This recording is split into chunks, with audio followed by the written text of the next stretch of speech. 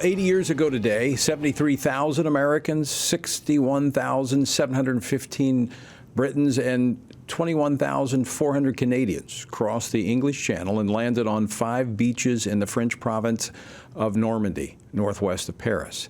23,000 airborne troops were dropped behind enemy lines. The massive scale of the logistical operations supporting the invasion is almost beyond comprehension. One of those soldiers from that day, 80 years ago, joins me now. I am pleased to welcome World War II veteran Fred Lunsford. Mr. Lunsford, welcome to the program. Thank you, brother. Thank you. What theater of World War II did you serve in, sir? ETO, European Theater of Operation. And Mr. Lunsford, you were there at Normandy. Tell us about your D-Day experience. Okay, I'll tell you how it is. Now, understand that I may give out. I'm a 99-year-old, and I'm blind and I'm deaf as well, but I'll try to describe this as briefly as I possibly can. I know I don't have much time, but I want to try to do it the best I can. I was just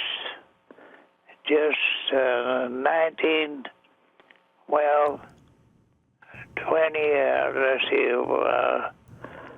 that was in 44, yeah. I was 19-year-old, and we, on July the 6th, 80 years ago today, I was aboard a ship out of the English Channel. July or June? Huh? Was it July or June? June. Yeah. June the 6th. Yeah. I was out in the English Channel in the ship. Now we loaded on the ship the night before. The night was 80 years ago last night. We loaded on the ship. No, we loaded on the ship the night before. We loaded on the ship. We was on the ship during the 6th. During the 6th we was. And then we landed on Omaha Beach. Right just as daylight was coming.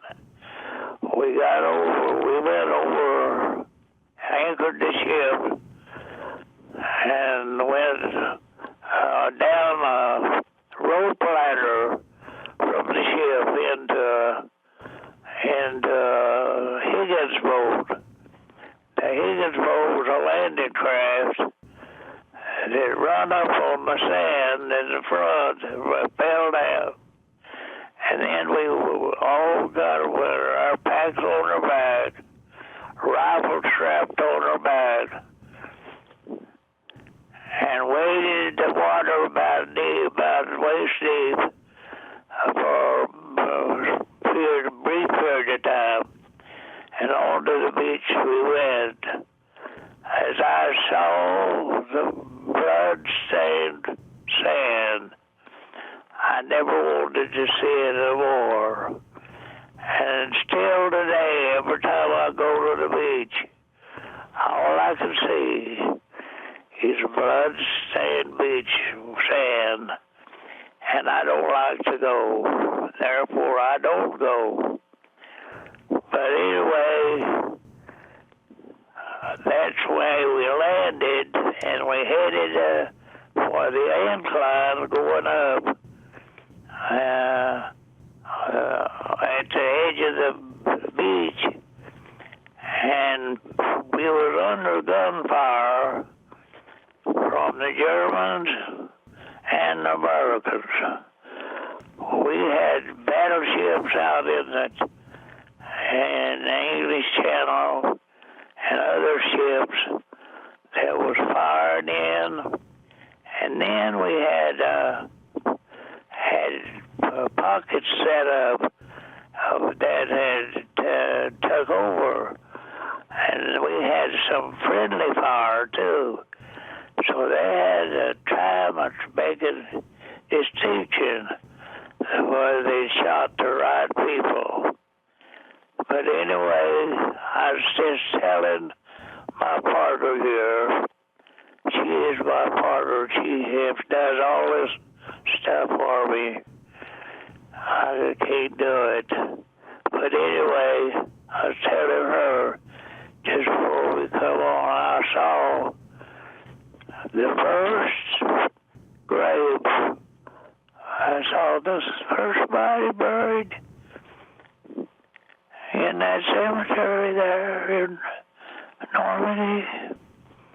And she said, what about it? How did it do? They took the dog tags off from around the neck, put one in the mouth and the other in a bag, and with a number on it. And then they went for that number for the burial. Then they put that body in a body bag or a mattress cover and tied it end of it.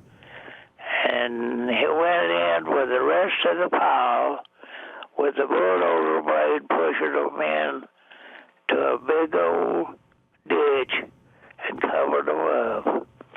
That's how the first graves were buried, and they had to be buried fast. But I saw that with my own eyes. What a horror it was.